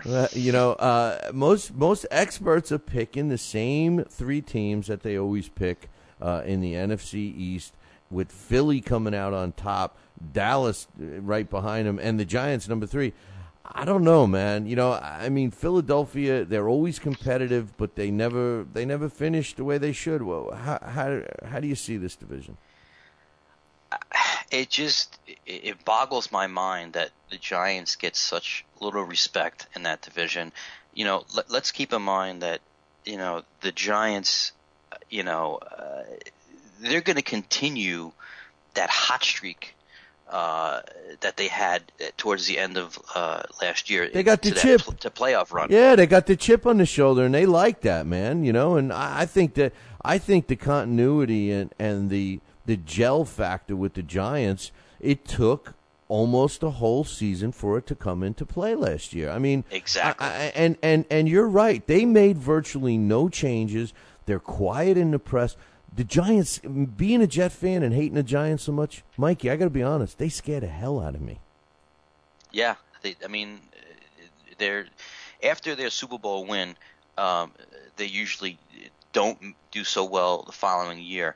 However, I think this is a different team. I think that they're solidly built. I think the running game has improved by they're drafting David Wilson. They lost Mario Manningham, but they still have Victor Cruz. If Akeem Nicks stays healthy, he's an A1 receiver. Cruz is going to be great in the slot. The third receiver, Rubens Randall, he'll probably win that spot. The defense. What can you say, man? I mean, they have 4 guys on that line, and all 4 guys can get to the quarterback. They don't have to use smoke mirrors. I mean, it's such an intimidating defense. And I think I said it before earlier in the show. I think that Jason Pierre-Paul had a monster season last year with 16.5 sacks. I think he's going to have 20 or more sacks this year. The guy is he's incredible. He's incredible. They're young, but they're mature, and that's why I'm so scared of them. Being scared meaning having them repeat, which would totally make me sick. But they're a good team. They're a fairly young team, but they're mature. You got the luckiest quarterback in the NFL throwing the ball. You got a solid defense. You got a coach that's finally learned how to deal with today's modern players. You have a solid line on both sides of the ball. You got, I guess their weakest link is special teams, and they even improved that. So they're going to be a tough out, the New York Giants. Philadelphia, they're always tough, and they always play the Giants tough. But are they tough enough? No. And there's one guarantee about Philadelphia, and Michael Vick is not going to be healthy. Well, he's hurt. Games. He's hurt already, right? Already he's hurt his thumb, or my this, my that. I love him, though. I do love Michael Vick. Do you really? Yeah, I always have. And the thing about Michael Vick that I respect, first of all, I'm a dog lover. I got my dogs. They're like my sons to me. I love them. That whole situation is such a weird thing, because I would never ever do anything like that with the dogs. However, he took it on the chin. He could have snitched and pointed the finger, because he wasn't the only guy there, but he took it on the chin. He got dragged through the mire. He lost every penny he had.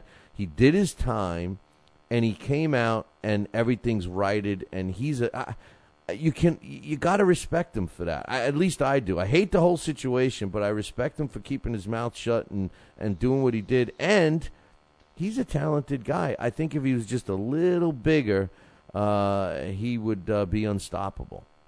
Yeah, I mean, what you said about him doing his time, yeah, he did. He took it on the chin, like you said. He did his time. But what I do like about the whole situation is that what he's done in Philadelphia is he's studied to be a good quarterback, where in Atlanta he just relied on his natural talent. So he's become more mature. He definitely has. And but he's still fragile.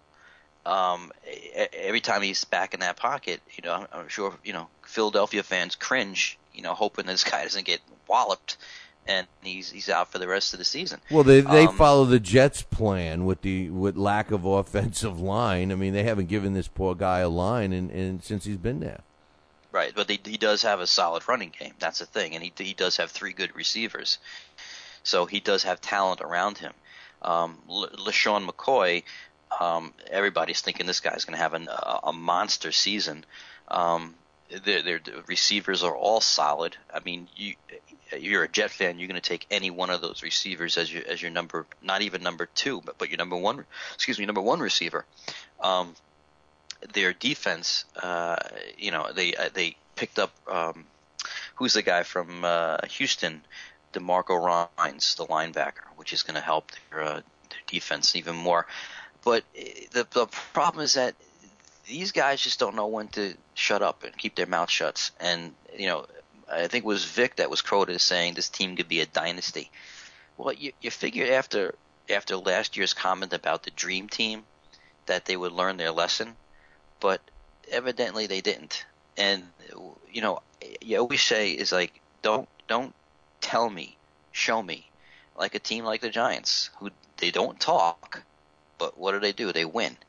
So, Philadelphia, yeah, they're going to be tough against the Giants. They always are. That whole division, you kind of say every game's going to be a split. You don't see, Philadelphia beating the Giants, twice. You see them splitting. Same thing with Dallas. Same thing with Redskins. Redskins, who I think going to be an improved team. It's to me, it's still the toughest division in football, but I don't see how the experts put the Giants at number 3. I favor the Giants to actually win the division. I think they're going to come out strong. The Giants traditionally come out strong, but then the second half of the year they usually play a 500 ball or below. So that being said, I think that they're the cream of the crop in that division. I think Philadelphia is going to edge out the Cowboys, another team that does a lot of talking, especially their owner Jerry Jones doesn't know when to shut up. But they're going to come in around the third, and the Redskins should improve, but they're 5-11 and win at least 8 games this year with RG3.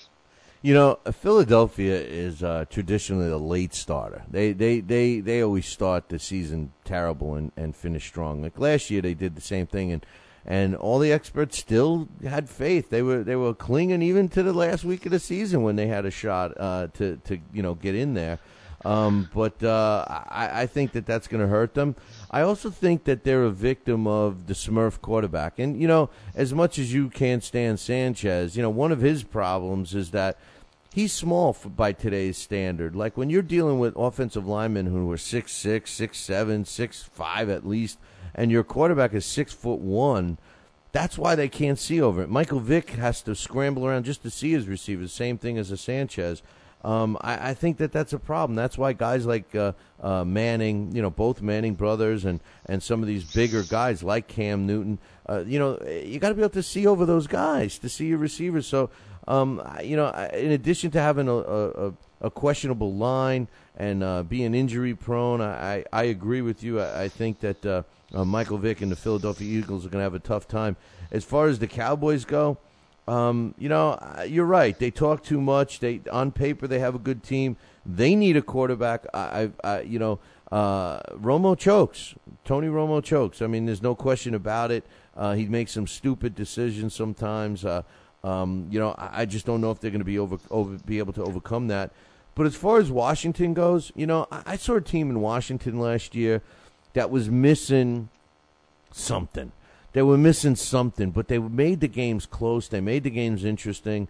I put a lot of value in Shanahan. I think Shanahan is a very good coach. He's a proven winner.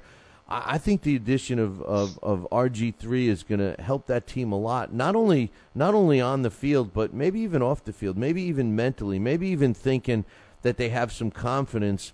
I might even go on a limb. I know we're not really doing our predictions right now, but I might go on a limb and say that they finish second in division. How about the Giants, then the Redskins, and then maybe a toss-up between Dallas and Philadelphia next? With either one of those teams finishing at the bottom of the division, I wouldn't be shocked if it comes out that way. I guess you're shocked about that, huh? I guess I lost you. I'm right here. Oh, okay. Yeah, now I can hear you. I'm right here. I couldn't hear you there for a second. I think that, like I said, Philadelphia and Dallas both were 500 teams last year. And if they're going to improve, what are they going to improve? 9-7 maybe? And the Redskins, I think, like I said, RG3 is going to be the Cam Newton this year. But, again, they were 5 wins last year, so they have quite a bit of improving to do. Seeing them finish second, well, listen, it's not as far-fetched as people think. I think it's a little bit much to ask for them to finish that high, but with a rookie quarterback. But I do see them definitely improve. They're going to improve the most out of Philadelphia, Dallas, and Washington. They're going to show the most improvement, I think. If Dallas and Philadelphia improve, it'll be maybe one game, and break out of that 500 record. But there's a reason. There's a reason that I agree with you. There's a reason for it. The Eagles and the Cowboys are pretty much the same teams as they were last year. So, I mean, now, you're making excuses to yourself as a team. Oh, well, we didn't perform the way we should have because of this, because we had an injury, because we didn't have the right plays called, or whatever their excuse is. Mentally, they have excuses. But a team like Washington, we're going to leave the Giants out of it because they won the Super Bowl. So, they got enough troubles to live up to that. But when you look at Washington, they had Shanahan was in his first year. They pick up a stud quarterback. They had a solid defense to begin with. They had a decent running game to begin with. You add in this quarterback. You add in a second year of getting to know the coach and the system. I think it's actually easier for the Redskins to perform and possibly finish in second place than it would be for the Eagles and the Cowboys to better what they did last year with the same ingredients that they have. Well, the thing about Philadelphia is basically the same team as last year, with the exception of bringing in like DeMarco Ryans. But Dallas went out and brought in 7 free agents. But that's not always a good thing because you don't know how they're going to play together. So it could have an adverse effect, like it's had on the Redskins. A few years back when Daniel Snyder came in, he started bringing in all these high-priced free agents like Bruce Smith. And guys like that, and it didn't help them. It hurt them. So I think by bringing in 7 new guys to your team, it tells you something that they weren't happy with what they have. So they're rolling the dice and they're saying, oh, maybe these 7 guys that we bring in will help us. The only thing that I think is going to help is that if Romo goes down, they do have a decent quarterback in Kyle Orton, who I think is a pretty fair quarterback. He's underrated. Exactly. So if there is an injury to Romo like there was last year, they do have Orton to fill in. Defensively is where I see the Dallas Cowboys having their problems. They're terrible in the secondary. They just give up a bunch of yards in the passing game. If Claiborne, who was probably the best defensive player in the draft, if he can be anything like he was in college, their secondary should improve. They got rid of Newman. They have him. They brought in Brandon Carr. So the secondary should be an upgrade, which is their weakest link on defense. But again, like I said, bringing in 7 new guys doesn't necessarily say is the ingredients for success. Sometimes it could be the ingredients for failure. But to comment on the one thing you said about the Smurf aspect in Philadelphia with Michael Vick, it's not so much that he's 6 feet tall and he is small, but so is Drew Brees. Okay, and Drew Brees is probably one of the top 2-3 quarterbacks in the league. What it comes down to Vick, it's talent throwing the ball, and he doesn't have the talent as the elite quarterbacks. He helped. The speed has helped his game. You start taking away. He's got that one of the speed strongest as he arms in the gets- NFL. Strongest arms in the NFL. I've never seen a guy zip a ball so effortlessly as Michael Vick can. There's no doubt, but having a strong arm does not translate into accuracy. So you could have the strongest arm in the world and zip it down a field 100 yards, but look at Drew Brees. He doesn't have a strong. He's got great receivers. Drew Brees has great receivers. No, he doesn't. He has a great receivers. He has capable receivers. But the thing with Drew Brees, he's so accurate. Drew Brees doesn't throw just to a receiver. He throws to spots. Right. On the receiver. Well, That's the difference. Right. No, listen, I love Drew Brees. I think San Diego's still kicking themselves in the ass over that one, even though they got a good quarterback. I always wondered about that. How does a team choose the guy that just took them to the playoffs to be the one that goes? You know what I mean? I could never understand that. But well, they were just fearful of the injury. He had a back injury, and it was fear. Yeah. It was fear, and that was it. Because there's no doubt he's a better quarterback than Phillip Rivers. Rivers is a capable quarterback, and he's probably in the upper echelon of quarterbacks. You mean Phillip Rivers, the Giant, the guy who used to be the Giants quarterback? No. Yes, he was. He was drafted by the Giants. That's how they traded him. And then they got Eli Manning. Right. Who Hey, took listen. him to 2 Super Bowls, but Phillip Rivers has not gone Super Bowl yet. Let's. We're out of time already. One quick question. I know we're going to break it down and give our predictions next week, but one question: who's going to win the NFC? Who's going to win the NFC this year? It doesn't even have to be. Tough. It doesn't even have to be who you pick next week. But just off the top of your head, after just going over the NFC, who's going to win it? Off the top of my head, if Matt Schaub stays healthy, Houston Texans will win.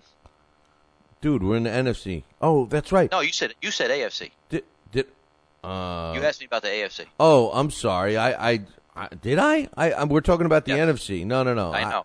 I think you asked me about the AFC. No. Who's going to win the NFC? No, I said we're going to break down the AFC next week. Anyway, if I did, I'm sorry. I meant quickly off the top of your head, who's going to win the NFC? San Francisco 49ers. I agree. Because the defense is stout, and by bringing in Mario Manningham, even though he wasn't the same with the Giants, but again, change of atmosphere, might help him. Brandon Jacobs, and what we forgot is that they also brought in Randy Moss. So if those guys can help Alex Smith just a little bit, and take some pressure off of him, again, he's a quarterback that needs talent. He can't carry a team, but by bringing in those guys and with Vernon Davis as their tight end, that the offense should be good enough or better than last year. And if the defense stays the same, I see San Francisco as the tops in the NFC. Me too. I agree with you. At least we agree on that. Vernon Davis, every time I hear his name, I cringe because the Jets passed him up. They had him when came time to draft him, and they passed him up. But anyway, it's time for the trivia question. All the WMML listeners, we're dying to give stuff away, but you guys got to get involved. Every week we're going to do a trivia question, and if you get it right, you got to be the first one to email me the correct answer at nysports@billycboxing.com. nysports@billycboxing.com. This is an easy one. Mikey and I are laughing over this that nobody's got it right so far. But now, since we debuted here on WMML, I have faith that one of you guys are going to get it right. Here's a question. The first New York football team to win a Super Bowl was the New York Jets. They beat the Colts 16-7 in Super Bowl III, which is in January of 1969. The question is, who was the head coaches of both teams? Who were the head coaches of both the Jets and the Colts? If you know the answer, email me, nysports@billycboxing.com. And by the way, any comments We read your comments, whether they're good or bad, on the air at the beginning of the show. So feel free to drop us an email, nysports@BillyCBoxing.com. And what's on the line for the trivia question today happens to be a rookie, Lynn Swan from the Pittsburgh Steelers card. Rookie card on the line. If you're the first one that can tell us who the two coaches for the Jets and the Colts were in 1969. Okay, on this day, August 11th, which actually we should change this now, Mikey. We should be doing it since we get to record this show one day ahead of WMML. I should do that. But on this day, August 11th, in 1951, CBS presents the first color broadcast of a baseball game. The Brooklyn Dodgers played the Boston Braves from Ebbets Field. The Dodgers won 8-1, but then they had the nightcap, which was a second game of a doubleheader, which was not broadcast, and the Dodgers lost that one 8-4. Also on this day, August 11th in 1970, the Nets acquired former St. John's center Billy Pauls from the Virginia Squires. I love these old ABA teams. For cash in a draft pick, and Pauls led the Nets in rebounds not once, not twice, but 3 times while he was a New York Net. That's right, before they went to Jersey. And finally, on this day, August 11th in 1994, both New York teams go to extra innings on the final day before the longest labor stoppage in Major League Baseball history. The Yankees lose to the Toronto Blue Jays 8-7 in 13, and Mikey's Mets lost to the Phillies 2-1 in 15. Some things just never change, my man. I know. Hey, man, I had great time today. Glad you could join us on WMML. I'm Billy C. Hope you join us next week. Mikey, any final thoughts? Great show as always, Brody, and I'm looking forward to breaking down the AFC next week. All right, man. Make sure you tune in right here on WMML from 9 to 11 next Sunday. We'll see you then. Ciao, baby.